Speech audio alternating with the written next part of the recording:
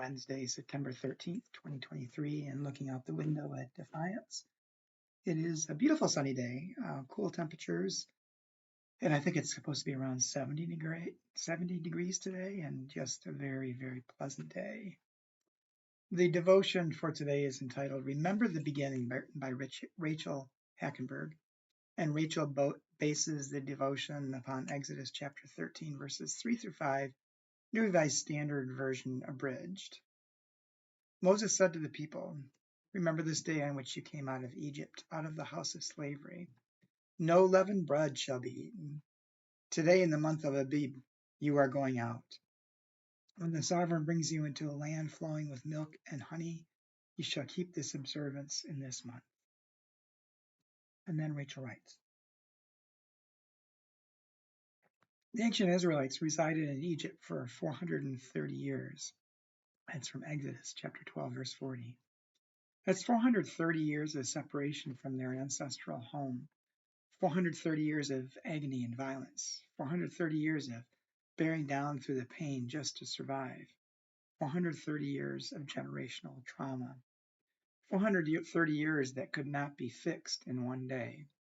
And yet, on that day, when Pharaoh said go and the people fled Egypt, Moses instructed them, Remember this day.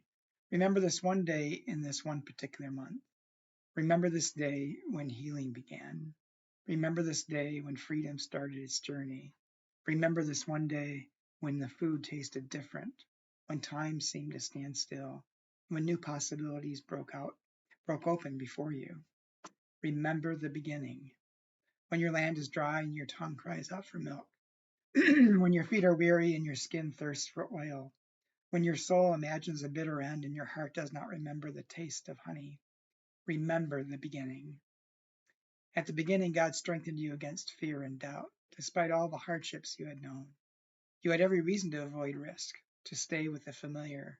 But God drew you out into the beautiful unknown.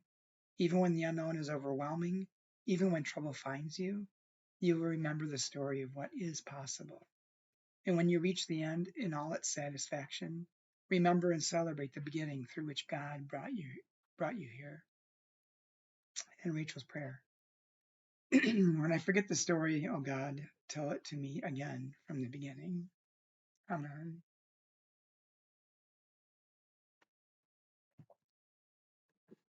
For me, the thoughts that came to mind as I was reading this devotion is remembering the good things that have happened in the past, because they can help you get you through the most difficult parts.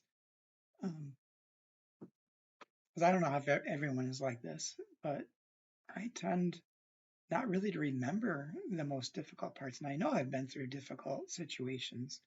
I don't remember them, or I don't remember them as intensely as the really joyous and good moments, the good things that had happened. The bad things kind of faded away from me for the most part.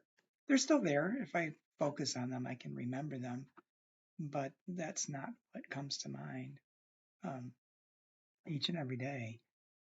And I think that focusing on the trials that you've come through,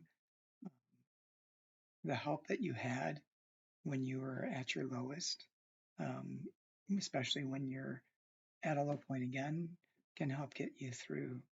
This devotion also reminded me of a conversation I once had with someone I was counseling many years ago about just finding one thing to hold on to get them through the day.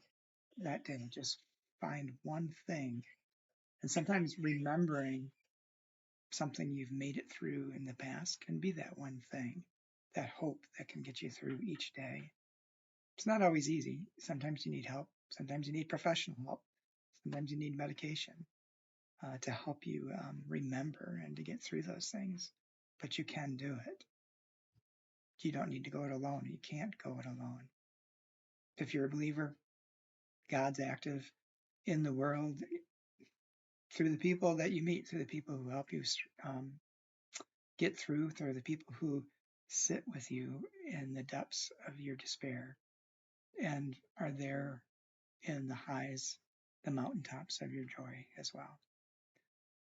Hope you have a good day, and hope you can enjoy this weather, and hope to talk to you soon.